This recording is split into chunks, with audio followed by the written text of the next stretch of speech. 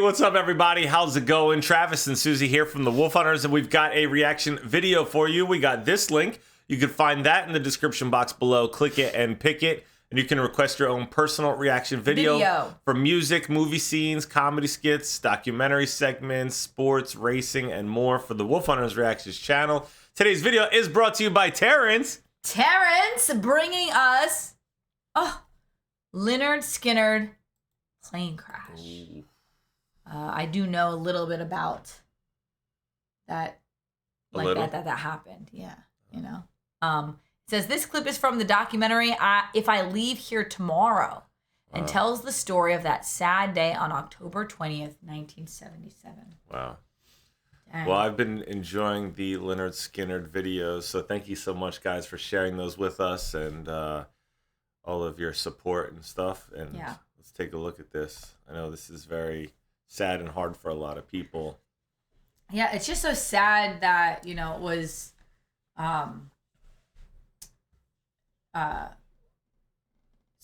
like it just that I think there was more than like multiple band members passed. And with the lead vocalist being one of them, I mean, I'm surprised that they recovered at all, but they did. And, you know, it's just, they were just such a beloved band. It's just, and it's too soon, you know, it's just heartbreaking. Things were going wrong with the plane a little bit. Nothing serious, but enough to notice it wasn't flying top notch, you know.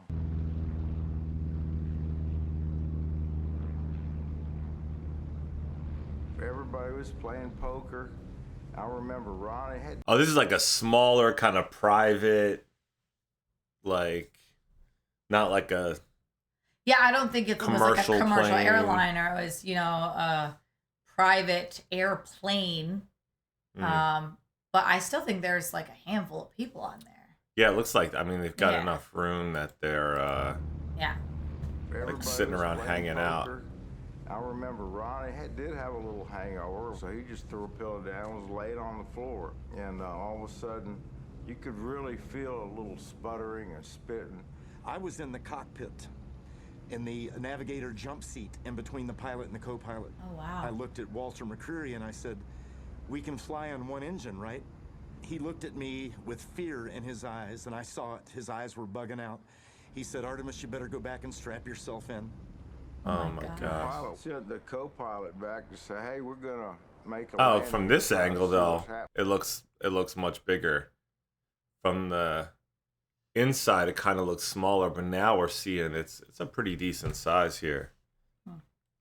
Here. Still little though. Still little, yeah, so sure. Put your heads between your legs. Oh my goodness. Like back in the Cold War when the schools said, "There's a nuclear bomb coming. Just get under your desk. You'll be fine." We started hitting the treetops real. You could hear them, and it got louder and louder, and until it just got so overwhelming, loud, and bumping that's when I guess, got knocked out. Oh my God. It felt like 1,000 baseball bats being beaten on the fuselage. So the plane started coming apart. And I'm looking out the window, the left wing comes off. Is this right here, is this the exact location, or is this just kind of like general B-reel, I wonder? Oh, yeah, that's a good question. Coming apart. And I'm looking out the window, the left wing comes off. I woke up on the ground. I thought a plane door was on me because I couldn't move and get up. Wow. In reality, I was so broken, all my bones and legs and everything. I just couldn't get up. And I said, "Dean, get this door off of me. Dean, come here." And I swear to God, to me, he came over and pushed the door off me. Later on, one of the doctors said that he couldn't have done that the way they brought him in. He was too far gone, you know. Whoa. But I saw him do it. My friends were bleeding to death. I knew that the only thing that was going to help my friends... Kind of makes you wonder, like, you know, was there this supernatural strength at the moment, or was it supernatural, like a spiritual kind of experience thing that happened? Yeah. Well, I think he said there wasn't even a door on top of him. I think that's what he said. I think he said he thought there was, but it actually ended up being that he was so broken that he just... So it could have been delirium. It could have been a supernatural experience. I mean, no, only they know, you know. You know, how lovely though to maybe the last time you see your friend that they're helping you, you know. Yeah. I can't imagine. Was to get to a farmhouse and bring help back to that crash site. But we stopped so fast, my boots had come off, and I couldn't bend over because of my chest injuries. So I'm walking through the briars and the brambles, and it was getting darker and darker. I remember waking up to the helicopters were hovering, you know, shining lights down in the swamp. It's like Vietnam in my head. I only seen it on TV. But the helicopters and your buddies screaming and yelling in pain and dying around you. The next thing I remember was waking up in the hospital, and both arms were broken and both legs, and this leg got cut off for a little bit of skin, and they put it back on, and I had some ribs broken, my pelvic and everything, man. It had to be the next day because my mother had gotten there, and I asked her, did anyone die? And she wouldn't tell me for, it seemed to me, for a long time. I said, please tell me. And she started right off with Ronnie. And that really freaked me out because he was the tough guy. I thought if he died, everybody else did. Those dead are Lynyrd Skynyrd lead singer Ronnie Van Zant, guitarist Steve Gaines and his sister Cassie, a backup vocalist, assistant road manager Dean Kilpatrick, the plane's pilot Walter McCreary, and co-pilot William Gray. There was 2 benches in the front of the plane. Ronnie was here, and I was between him and Dean, and Alan was right across on that little bench in front of me, and he was between Cassie and Steve. So all those people died, and Alan and me didn't. And after it, we freaked out that why do we live and didn't die? Oh, man. That's so hard.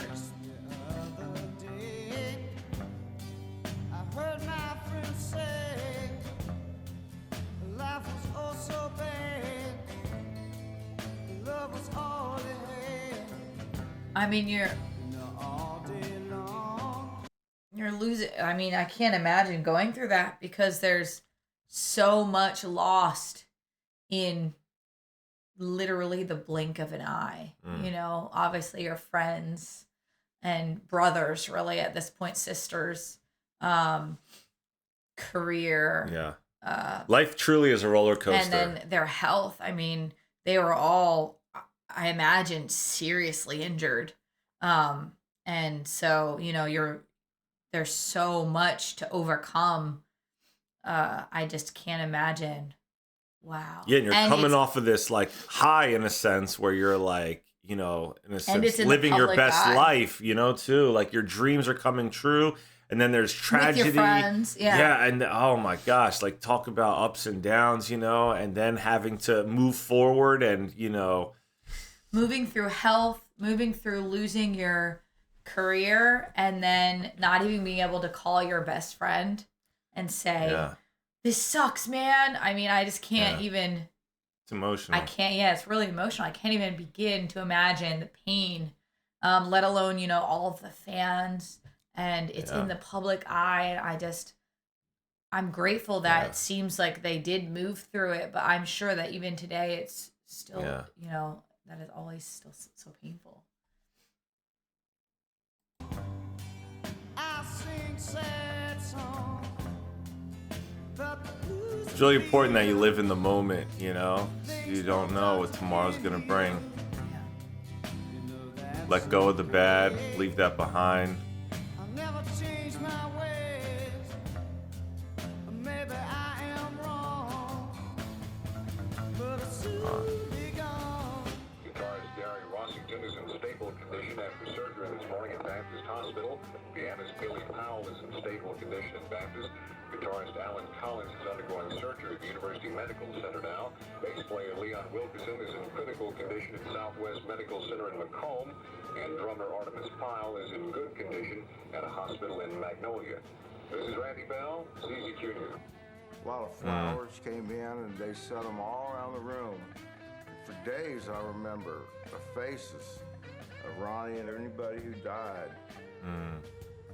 I could see their faces like a shadow in those plants. Wow. I could look up at them. I'd even say, don't you see them up there? Mama, don't. And it was just me, I guess. I think they were there helping, you know. And those flowers for about a week, then they went away. The spirit went away. Wow. Wow, that was intense. That was really emotional. I just... Yeah. Thank you for sharing that with us. It sounds like the entire documentary would be really interesting and even educational and all that. And heart-wrenching too. Oh my gosh, talk about tugging on the heartstrings right there. And anyone that's felt the pain of that, our heart goes out to you. And thank you for sharing that with us. If you guys want to request your own personal reaction video, find that link in the description box below. Click it and pick it. Check out the playlist we'll put up on the screen, which we'll get a Lynyrd Skynyrd playlist up here for you. So make sure you check those out. Stay tuned. Stay positive. We love you guys so much. See you next time. Bye. Bye. I just wanna break my